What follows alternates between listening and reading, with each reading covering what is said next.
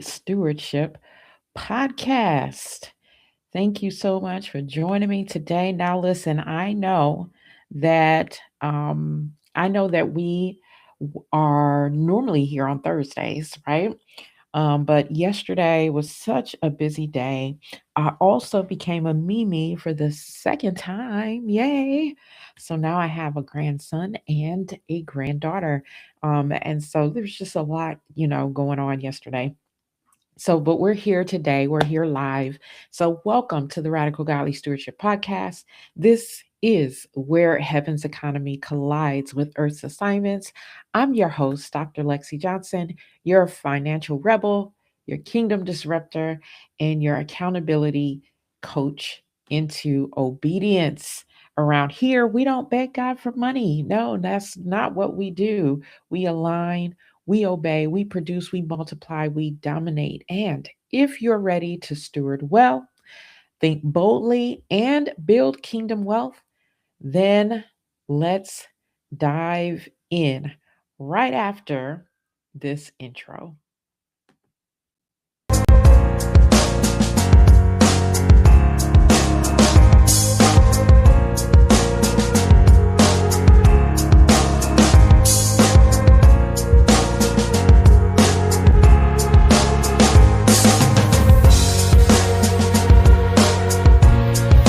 Hey there, wealth saving and investing. And I'm First Corinthians chapter 4, verse 1 and 2, saying that finances is not a set forgiveness.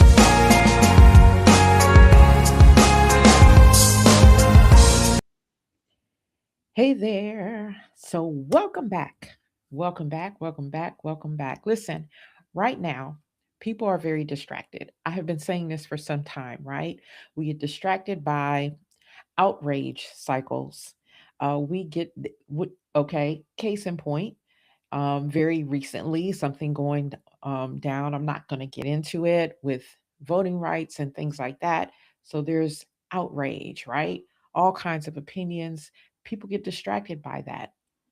People are, and I'm not saying that these topics, shouldn't be addressed or, anything like that, but people like go deep down a hole and they get distracted with this for days by these things, right? So they're distracted by outrage cycles, they're distracted by politics, they're distracted by culture wars, they're distracted by viral clips, people are distracted by emotional headlines.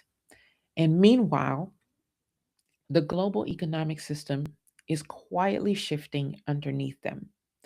And most people don't even realize it. And so, this is why discernment matters, because kingdom citizens are not called to paranoia. No, and we are not called to distraction. We're not called to any of those things, right? We are called to awareness, we are called to stewardship, we are called to positioning. And so today we're going to talk about three major shifts that are happening right now. And there are more. So I think I'm going to do like a part two next week. We're going to talk about three major shifts that are happening right now that are quietly reshaping the economy. The first we're going to talk about is China and the global power shift. The second, we're going to talk about the hidden energy war behind AI and infrastructure. And then we're going to talk about commercial real estate problem that nobody wants to talk about, right? And more importantly, we're going to talk about what these things mean for your money. Because I can hear you right now, and you're saying, what does this have to do with me? And what does this have to do with my pockets? Well, we're going to talk about that. We're going to also talk about what this means for your future, and of course, we're going to talk about how we should be positioning ourselves, okay? But first, as usual, we're going to do our stewardship check-in. And before we do that, I just want to say, whether you're watching live or whether you're watching the replay, I am so glad you're here. Do me a favor, if you don't mind, if you feel led, tag someone in the comments and let them know we're here, or share this on your platform, so because people need to know the things that we are talking about here, right? I have been teaching my financial rebellion um, course, and we just completed week 9. It's a 12-week course.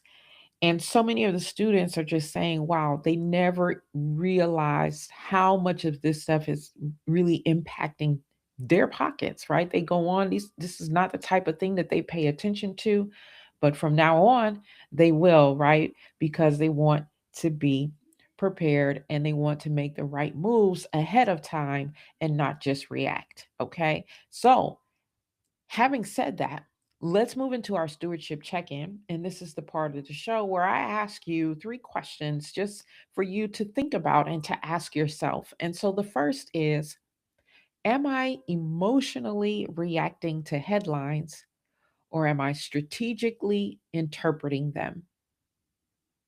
Ask yourself that question, right? What is your answer? Are you emotionally reacting, or are you strategically interpreting? The next Well, and before I ask you the next question, I'm asking this question because the loudest story is not always the most important one. And I know that we don't want to hear that, especially with some of the loud things that are going on in this moment. Some of the biggest debates going back and forth in this moment, people yelling and screaming on their social media about certain things in this moment. But a lot of times, the loudest story is not always the most important one. The second question that I want you to ask yourself is, have I trained myself to follow trends or follow money flow? Okay. Have I trained myself to follow trends or follow money flow? This is important because money leaves clues. I am constantly showing my students how to follow the money, right? Stay out of the emotional headlines, stay out of the stuff that the world wants you distracted by. Follow the money, okay? Not because we are, head over heels in love with money. No, because all of these things affect our pockets and we need to be prepared. Okay. As kingdom citizens, there are so many of us who have been called, right, to do things in the kingdom. Many things in the kingdom require money. And many of us are limited in our capacity as to what we can do sometimes because we don't have the funds. There are so many of us who are still working jobs and doing other things that God really hasn't called us to do for the sake of making money so we can pay bills and do all of these things, right? And so, therefore, it's important for us to follow the money, right? And then ask God where we are actually supposed to be in all of this so that we can we're not just going after money for ourselves, right?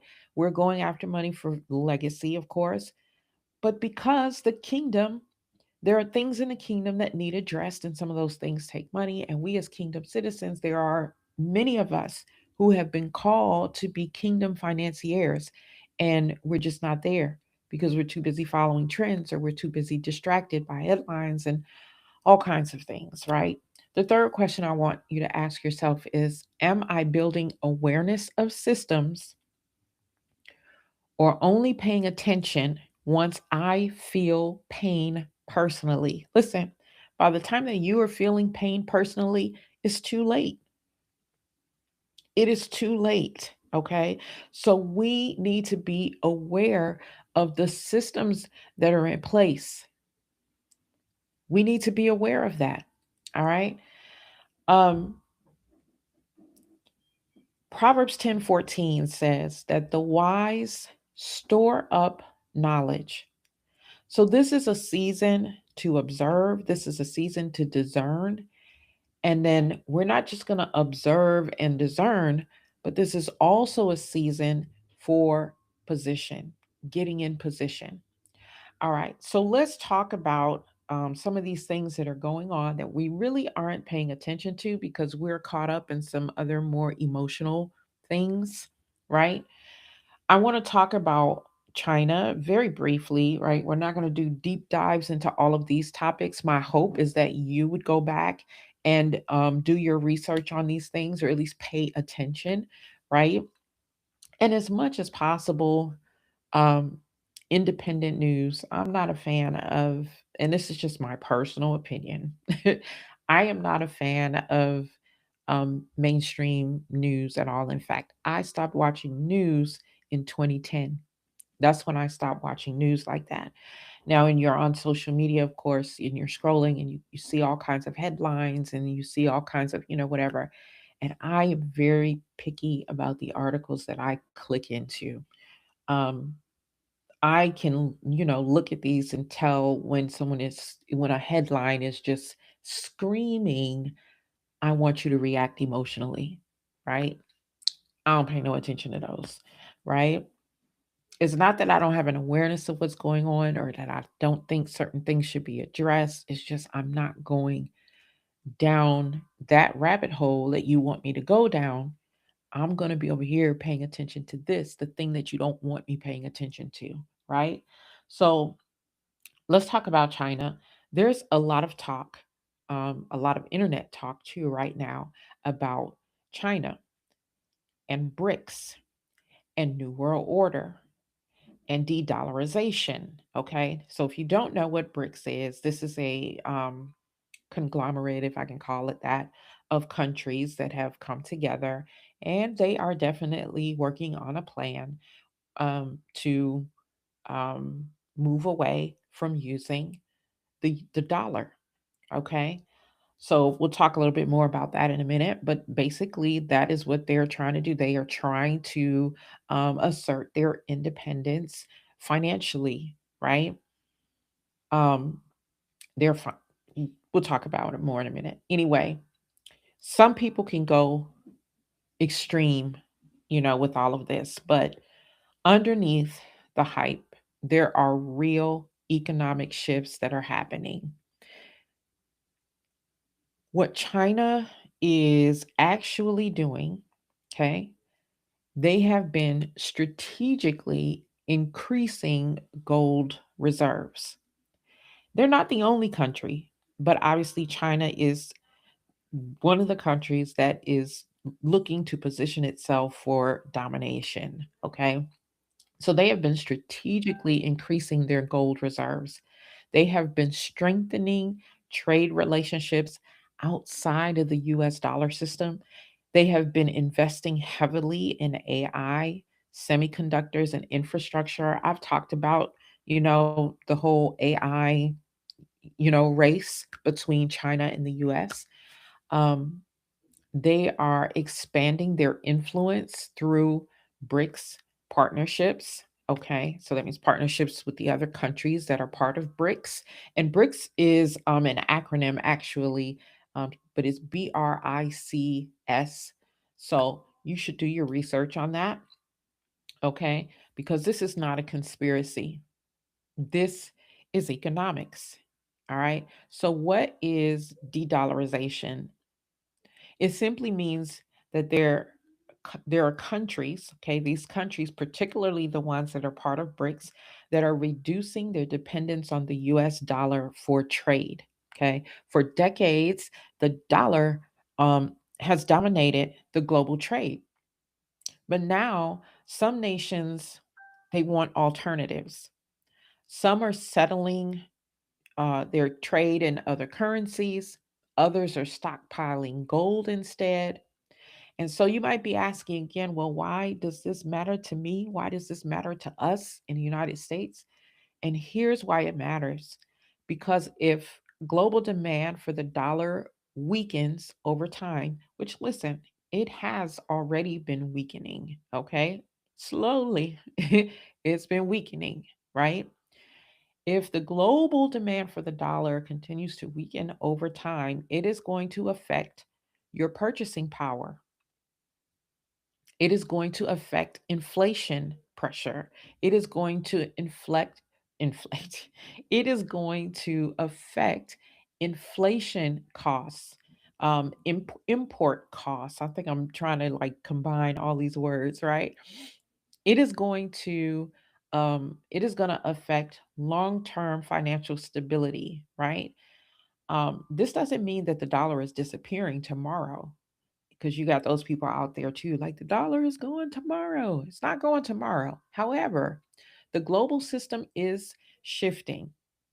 Okay, the global system is shifting, and so what do I mean when I say it's going to affect purchasing power? Well, it's going to cost more to import things because the dollar is going to be weaker, right?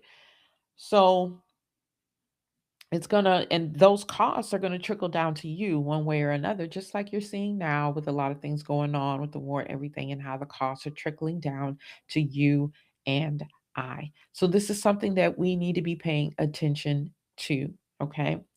Now, gold, like I said, many of these countries that are a part of BRICS are, stockpiling gold. They are getting their gold reserves up. And one reason that they are, and that the central banks are buying massive amounts of gold, is because gold is neutral, it's universal, it is outside of political systems.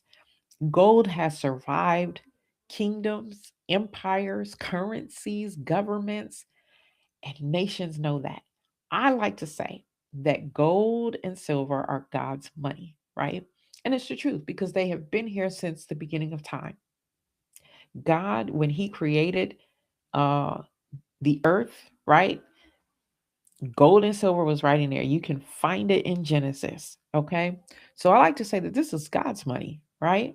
It ain't going nowhere. Haggai chapter 2, verse 8. And this is why I can say this is God's money. Haggai chapter 2, verse 8 says, "The silver is mine, and the gold is mine, declares Yah."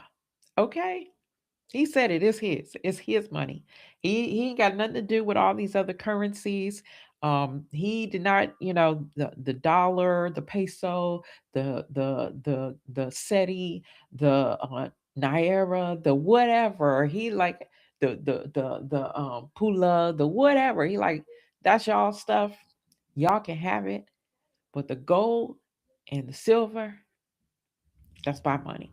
Okay. So gold and silver existed before modern banking systems, and it's going to exist after them as well. Okay. And this is why kingdom citizens have to study systems. This is why we have to understand cycles. This is why we have to avoid emotional reactions. Now, I have done um, a few episodes on gold and silver before. It's been a while, so I'll probably do one here soon.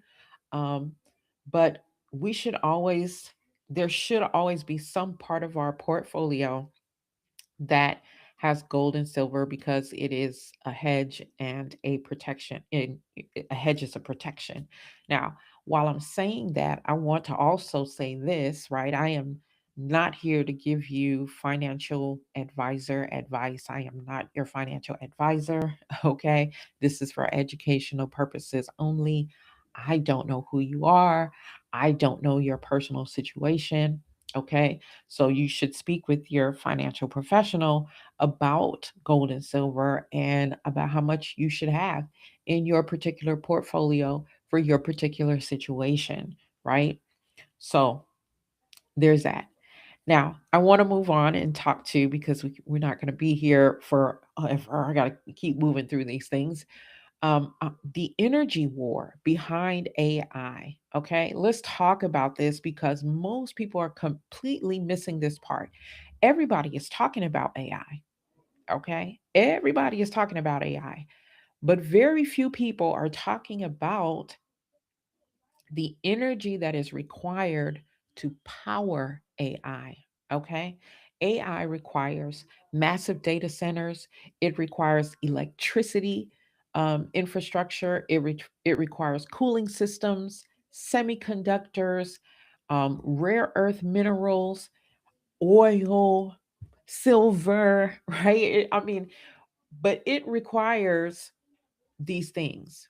And this is one reason why energy has become such a strategic issue globally. Okay. This is bigger than oil.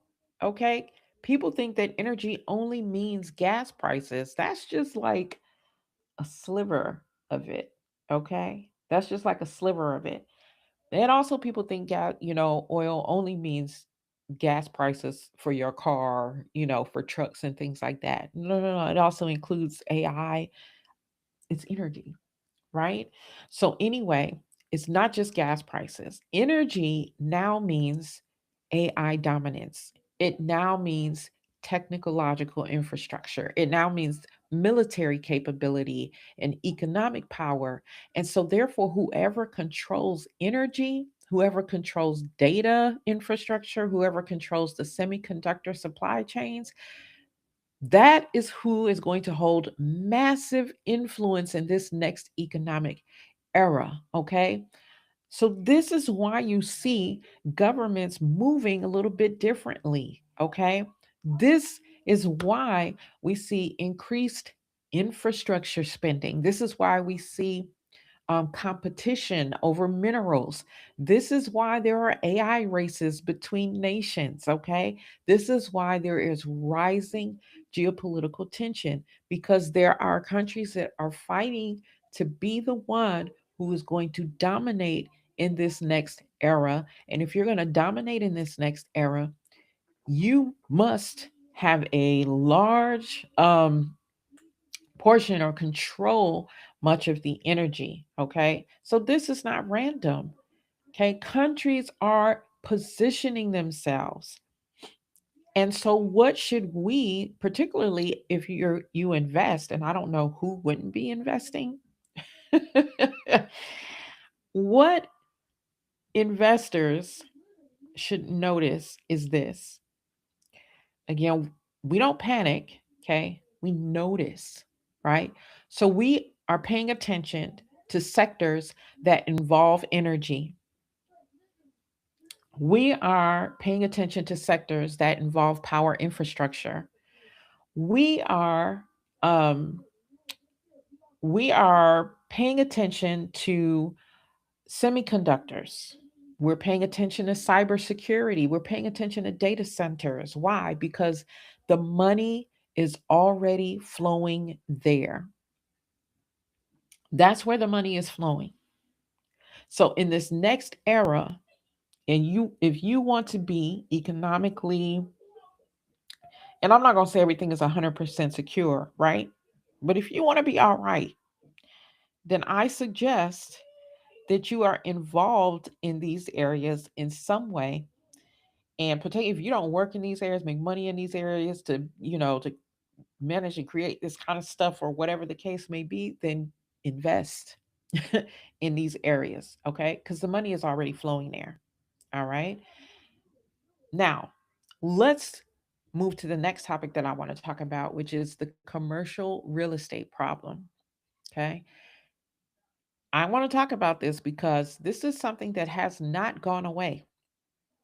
Commercial real estate, especially office buildings, it's still an issue. Okay. Many office buildings are still struggling because the remote work changed demand. Um, Remote work changed the demand permanently. All right. And so, even though there was a call when the president got into office about going back to the buildings, and this was particularly for government, right? That's he made that call for government. But when he made that call, it wasn't just government that were going back to the buildings. Other corporations then made the same call after he did and were like, people need to come back to the offices, right? However, the occupancy still remains very low in many cities, right? There have been a lot of people who have gone back to the buildings, but not enough. There are still many, many people who are working remote, okay? And with occupancy remaining low, that is a problem, obviously, for people who own these buildings, right? Now, they could think about refinancing, right? But even refinancing debt is becoming difficult right now due to the high rates. Okay, inflation is up, right? It means these to get refinancing really is, getting a loan and things like that redone, and the rates are high. Okay, and there is the potential for them to remain high. So here's the key: banks hold huge exposure to these properties. And here's why this matters. If commercial properties are struggling, okay, then banks are going to tighten the lending, right? Because people are struggling. They can't have struggling people taking out loans, right? The more they tighten, businesses are going to struggle to borrow. Now, regional banks are going to feel pressure because, people are like, I can't get loans from these national banks. Let me try the regional banks because the regional banks are a little bit friendlier, supposedly, right? So the regional banks are going to feel pressure. The local economy is going to weaken.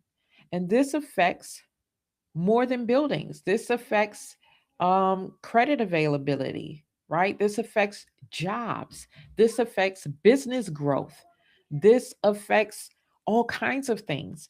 And the bigger issue, right? If the bigger issue is that people think if the headlines aren't talking about it anymore, then it is not a problem. The problem is gone, it's been resolved, it's been fixed, right? But no, it has not been. This particular problem has not been fixed. And sometimes the problems just move quietly, right? Nobody's paying attention to it, it is undetected. The commercial real estate pressure is still sitting underneath the system. Okay. So if you are investing in real estate investment trusts, you have to be very, very mindful in this season. It's not that you can't invest in real estate investment trusts, but now you have to really look at what kind that you're investing in. It would behoove you to look at um, real estate investment trusts that that are invested in data centers, right? That's what I was saying. Where is the money flowing? It would behoove you to look at real estate investment trusts that are invested in like nursing homes or assisted living, um, and that kind of thing. Why? Last week I talked about how the boomers, more of them now are leaving the workforce, right? Many of them will downsize. Um, some of them by choice, some of them not by choice, right? So again, where is the money flow going, right? Where is the money flow going? All right. So Luke 14:28 says, suppose one of you wants to build a tower. Won't you first sit down and estimate the cost? Why stewardship studies Wide stewardship studies infrastructure, sustainability, long term pressure, not just appearances, not just what things look like right now, okay? Because there are a lot of things that are going on underneath the surface that we need to be aware of. So, the big picture is, let me connect this for you. Right now, what we're seeing: global monetary shifts, energy repositioning, infrastructure pressure, AI acceleration, and banking system stress. None of this is random, people. None of it is random. The system is restructuring. Okay? Our governments know this because they're positioning themselves to dominate in this next economic era. Okay? But most of the people are distracted while all of this is going on. Okay? So how do we as kingdom citizens, how should we respond? All right, number 1, please, y'all. I'm about saying this every week now. Stop consuming constant distraction. Just stop consuming it. Noise destroys discernment. Noise, the distraction, causes a lot of division. And that's exactly what the powers that be want. If the people continue to remain divided, we can continue doing what we're doing. They won't even notice because they're too busy fighting themselves. This is not a new strategy, okay? This is not a new strategy. This is a strategy from Bible days, okay? If you can get the your opposing um country or whatever, whoever group or whatever that you're going against, if you can get them to start fighting one another, then you can do what you're doing over here undetected, right? And you can come out on top. This is not a new strategy, okay? Yah has even used that strategy to help the Israelites win battles, okay? It's called confusing the enemy. All right. Because a united people, a people who are and united doesn't mean you agree on everything. I think that's the problem these days is that we think that being united means that we agree on everything, we move the same, we talk the same 100%, right? That is not what that is, right? So they know that if the people are not unified and the people are fighting against one another, we can carry on with our grand plan, right, to dominate, knowing that it's going to hurt a lot of the people. We don't care about them anyway, right? Because the people are our enemy. If they ever come together and they really get catch on and get a clue to what is going on, they will become our enemy. We will no longer be in control. Okay. So we have to stop consuming this constant distraction because it is destroying our discernment. It really is. Number two, we have to build financial stability. This is something else that I keep saying week after week after week. And even though I'm saying it every week, there is still a whole lot of you who are not heeding the word. Okay. This is a season where you must reduce any unnecessary debt. This is a season where you must reduce your dependency on debt, credit cards and loans and all of those things. You have to get yourself to a place, you have to work to get yourself to a place where you are not dependent on that or even dependent on the government. Okay? Benefits and all that look great now, but you see what, they kind of shook those up. That was all the talk not too long ago. And if you think that they're done with that, they ain't done with it. Okay? They've been quiet about it for now, but they're not done with it. So we have to reduce this unnecessary debt. We have to reduce dependency. We have to reduce financial fragility. What does that mean? Listen, if you don't have $1,000 in an emergency fund, you are in grave trouble. Now, $1,000, let me tell you something. It's a little bit, it is not a lot, and it is not the goal, but it is a start, right? If you don't have $1,000 in your emergency account, you're in trouble because anytime an emergency happens, your tires blow, the refrigerator goes out, the furnace goes out, the whatever, the air conditioning goes out.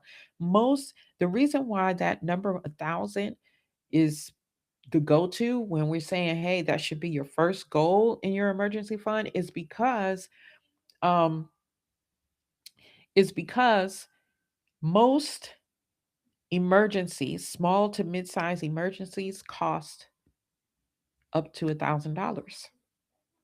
Okay. Or half of that, or close to that, or whatever the case may be. Right.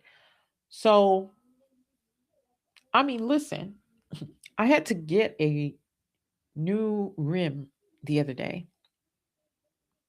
And this was on the lower end, right? Because I don't care. I don't need the latest and greatest and the most shiniest or the most whatever looking or whatever. And that was a couple $100, over a couple $100. Okay? So listen, people, we have to get to a place where we are financially solvent. All right? We have to The next thing that we have to do, number three, is that we have to study where money is moving. We sit here and we just say things, well, I guess this is just my lot in life. I guess this is what, this is just what y'all has for me. I'm not meant to be wealthy. I'm not meant to be. And wealthy is subjective. Okay. So when I say wealthy, don't think that I'm automatically talking about millions and billions. Okay. Because wealthy is a lot more than money. But anyway, many of us are thinking like, that's just not, in the cards for me, this, that, or the other. What? Everything is here. We're just not paying attention to it. We're paying attention to all the wrong things. We have to study where the money is moving. We don't study emotionally, we study strategically. All right. But this brings me to number four. We need to increase our skills and flexibility. So adaptability matters. We don't live in the era that our grandparents, my grandparents, this would be my children's great grands and my grandchildren's great great grands, right? We don't live in that era anymore where you can go work a job, be there for 30, 40 years, 50 years, or whatever, and then there's a pension and this and that. We don't live in that anymore, right? So we must be adaptable and we must be open to, increasing our skills, honing our skills, learning new skills, right? Because that will help us to transition when we need to. Okay. We also need to increase our money following skills. Okay. Learning to follow the money. And the Holy Spirit can show you that. I'm not saying you have to be a guru or you have to be, someone like myself who knows quite a bit about money. You don't have to be that, right? But you need to have a basic understanding. And what we all need is just discernment and wisdom from the Holy Spirit. But when you are distracted with all that other stuff, right, that affects your discernment. The fifth thing that I'm going to say is that you need to stay grounded spiritually. So I was already walking into that point, because discernment requires wisdom, it requires clarity, it requires discipline. It does not require fear. Okay. Ain't no time for being afraid around here. Okay. We have to look at what's going on, assess it, and then determine how do we move. So, if this episode is helping you see the world a little bit differently, then it's time to go deeper. I am going to highly encourage you to get my book. It's called Stop Begging God for Money. The book is about stewardship, it's about mindset, it's about financial discipline, it's about kingdom positioning. Okay. And you can get your copy at authorlexijohnson.com. Again, that's authorlexijohnson.com. You can also get it on Amazon or online, anywhere books are sold. Okay. Um, but I would much prefer if you get it from our website. If you know, you know. Okay. If you know, you know. Um, so let's see here. What else do I want to share with you before I close? Or as I close, I should say. Um, the loudest headlines are not the most important ones, are usually not the most important headlines. They're not. Okay. The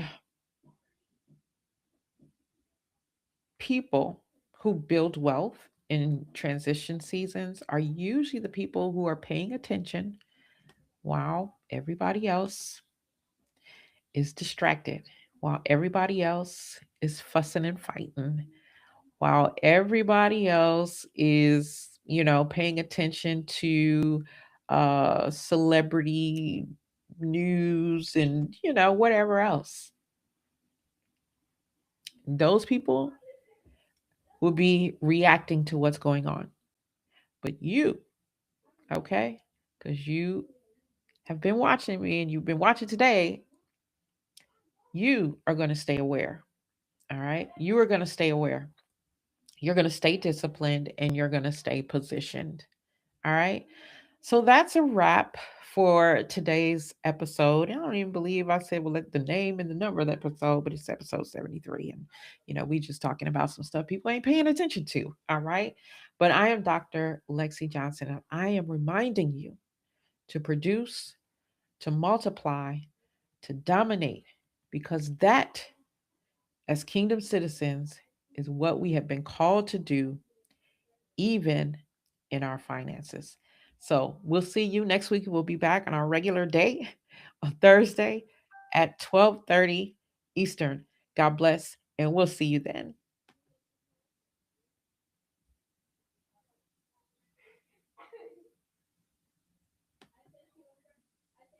Maybe.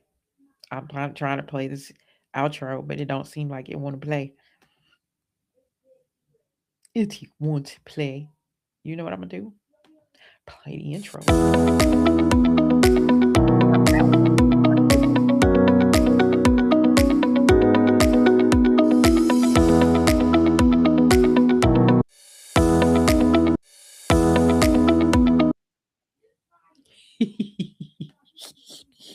Y'all, I'm gonna get this outro thing right. I told y'all I am on a new platform. I'm trying to figure it out. I'm gonna figure it out though. That was for a whole different podcast, wasn't it? Let's see. This is so funny. This is so funny. Yeah, it doesn't want to play the actual outro it should be playing. So anyway, I'll see y'all next time. All right. Go have yourselves a great day. We'll see you another time. Bye.